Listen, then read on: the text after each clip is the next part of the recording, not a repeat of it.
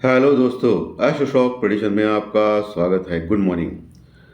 Pre market report प्रस्तुत कर रहा हूँ। सुबह के लगभग 7 बजे है दोस्तों, और आज है 6 तारीख 6 मार्च 2025 और गुरुवार, निफ्टी का एक्सपायरी का दिन। क्या हो सकता है मार्केट में और कौन सी स्ट्रैटेजी अप्लाई कर सकते हैं, इन सभी के बारे में हम लोग इस कार्यक्रम में डिस्कस करेंगे। शुरू करने से पहले चैनल के डिस्क्रिप्शन बॉक्स में बिलो द टाइटल डिस्क्लेमर रखा है, तो कृपया पढ़ी जानिए। एज पर डिस्क्लेमर, ये एजुकेशनल प्रोग्राम है। इसके तहत जो भी मैं बोल रहा हूँ ये मेरी पर्सनल राय है, मेरी खुद की राय है। आपके प्रॉफिट या लॉस, लाभ या हानि के लिए मैं और मेरा चैनल जिम्मेदार नहीं रहेंगे, रिस्पॉन्सिबल नहीं रहेंगे। ये प्लीज़ नोट करके रखिए। मेरा एस्ट्रो स्टॉक प्रेडिक्शन चैनल केवल और केवल सिर्फ और सिर्फ यूट्यूब पे ही अवेलेबल है, बाकी कहीं भी नहीं। ये भी नोट कर करके। और किसी भी इन्वेस्टमेंट या ट्रेडिंग के पहले शेयर मार्केट में आप किसी अच्छे फाइनेंशियल एडवाइजर से कंसल्ट कर सकते हो, एडवाइस ले सकते हो, ताकि आपको लॉस ना हो। चलिए दोस्तों, शुरू करेंगे। दोस्तों, कल अमेरिकन मार्केट ज़बरदस्त तेज़ी में क्लोज हो गया। लगभग 500 पॉइंट यानी 500 पॉइंट प्लस में क्लोज हो गया अमेरिकन मार्केट। उसके पीछे दो रीज़न थे। उनके जो इकोनॉमिकल डाटा जो है, फर्दर इकोनॉमिकल डाटा, वो मिक्स टाइप के आ गए, यानी ठीक ठाक आ गए, खराब तो नहीं, एक खराब और एक अच्छा, ऐसा करके मिक्स टाइप के आ गए। और दूसरी सबसे बड़ी चीज़ ऐसा है कि एटो के जो स्टॉक्स के ऊपर जो इम्पोर्ट टैक्स बढ़ाने वाले थे ट्रंप, यानी टेरिफ बढ़ाने वाले थे, एटो के स्टॉक्स, यानी ऑटोमोबाइल इंडस्ट्रीज़ को जो भी बाहर से देशों से सप्लाई आता है, इंपोर्ट आता है अमेरिका में, उसके ऊपर वो टैक्स बढ़ाने वाले थे। उसको 1 महीने के लिए रोक दिया गया है, यानी 1 मंथ के लिए होल्ड किया गया है। यानी वो जो टैरिफ जो बढ़ाने वाले थे तुरंत, वो अभी 1 महीने के लिए टल गया है, यानी 1 महीना उसको रोका गया है। और ये बहुत बड़ी अच्छी खबर मार्केट में आ गई थी, अमेरिकन मार्केट में, जिसके कारण ऑटो के जो स्टॉक्स थे, ऑटोमोबाइल स्टॉक्स, मेटल स्टॉक्स, वो ज़बरदस्त बढ़े अमेरिका में दोस्तों।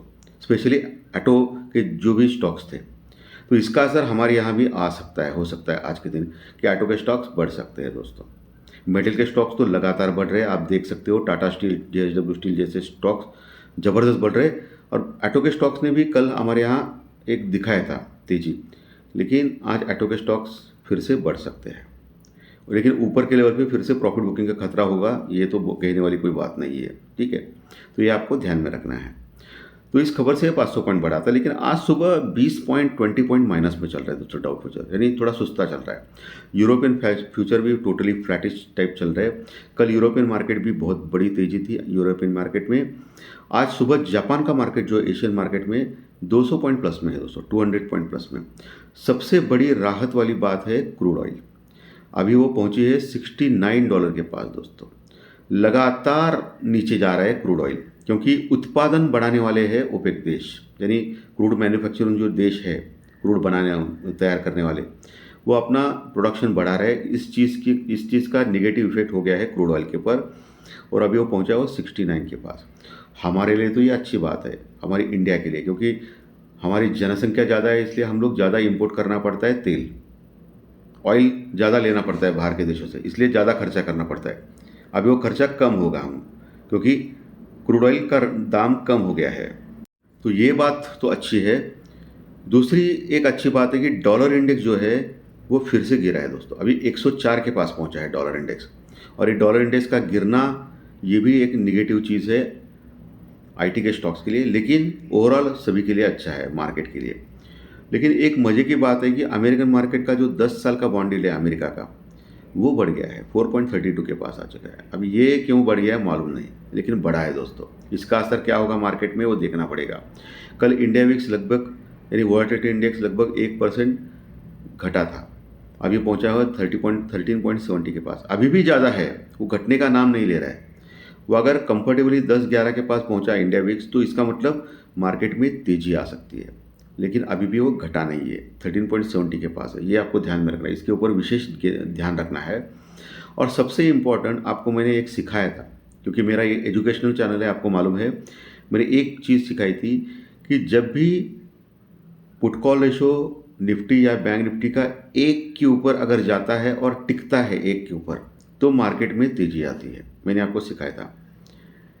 अभी तक जब भी मार्केट डाउन हो रहा था, कंटिन्यूस गिर रहा था, तो एक के नीचे ही पुट कॉल रेशियो था, कभी भी एक के ऊपर गया नहीं था। लेकिन कल पहली बार एक के ऊपर गया है दोस्तों पुट कॉल रेशियो, 1.05 के पास पहुंचा है निफ्टी का पुट कॉल रेशियो, यानी एक के पास ही आप बोल सकते हो। और बैंक निफ्टी का पुट कॉल रेशियो भी एक के पास पहुंचा है। इसके ऊपर विशेष नज़र रखें आप। ये अगर एक के ऊपर जाता है और कंटिन्यूस टिकता है तो मार्केट में तेजी बरकरार रह सकती है, ये ध्यान में रखिए दोस्तों, ये सबसे इंपॉर्टेंट फैक्टर है। एफआई ने हमेशा की तरह सेलिंग की है। एफआई ने 3000 करोड़ के आसपास का माल कैश में सेल किया कल के सत्र में, 3000 करोड़ के आसपास का माल कैश में सेल किया। थोड़ी सी कम सेलिंग है, लेकिन सेलिंग तभी भी है। और डीआई ने हमेशा की तरह बाइंग की है, 3400 करोड़ के आसपास का माल बाई किया, 3400 करोड़ के आसपास का माल, यानी सेलिंग से डीआई ने थोड़ी बाइंग ज़्यादा की है। लेकिन मार्केट बहुत ज़बरदस्त तेज़ी से बढ़ गया, क्योंकि मार्केट इंपॉर्टेंट लेवल के ऊपर, यानी 23,200 के ऊपर जैसे ही गया तब शॉर्ट कवरिंग रैली ट्रिगर हो गई दोस्तों मार्केट में, और इसलिए मार्केट तेज़ी में आ गया।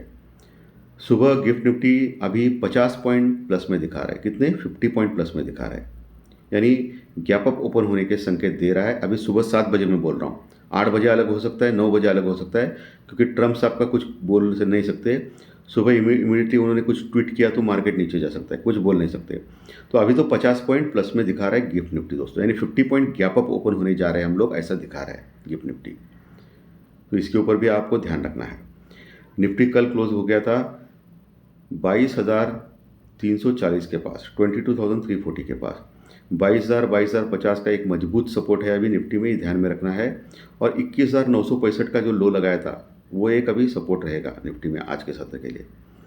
ऊपर दोस्तों अभी ऊपर का लेवल 22,400 जो परसों का हाई था, वो 22,400 का जो टॉप है, कल का जो हाई है, सॉरी परसों का नहीं, कल का जो हाई है 22,400, वो अभी रजिस्टेंस रिकॉर्ड का काम करेगा।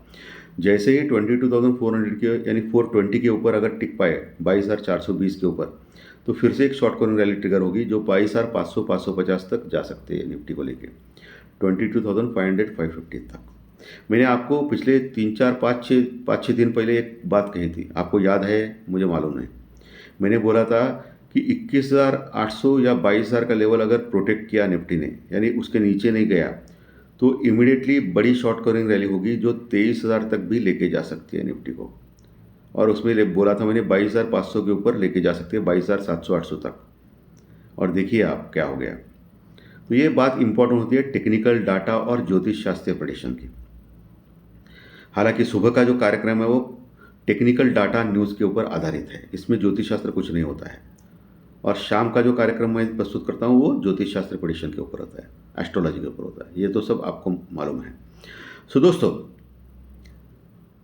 ये हो गया। और 22,500 550 बड़ा रजिस्टेंस रिकॉर्ड है, उसके ऊपर अगर ट्रिगर गया था फिर 22,800 23,000 तक जा सकते हैं हम लोग, क्योंकि हम लोग काफ़ी ओवरसोल्ड है अभी भी। और एफआई फॉरेन इन्वेस्टर अभी भी लगभग 80 से 85% शॉर्ट में है इंडेक्स में, ये आपको ध्यान में रखना है।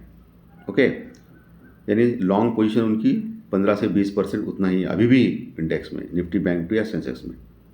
तो ये शॉर्ट कवर करने लगेंगे तो मार्केट में ज़्यादा तेजी आ सकती है। वही बैंक निफ्टी 48,500 के लगभग समीप क्लोज हो गया था कल के सत्र में, 48,500 के पास। और वो 200 वो ज़्यादा कुछ बड़ा ये नहीं किया, 244 पॉइंट प्लस में क्लोज हो गया, 244।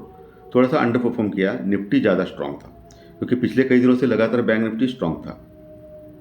तो थोड़ा सा निफ्टी को बढ़ाने दिया, ऐसा बढ़ाने दिया जाए इसलिए बढ़ गया। और एचडीएफसी बैंक थोड़ा सा वीक था।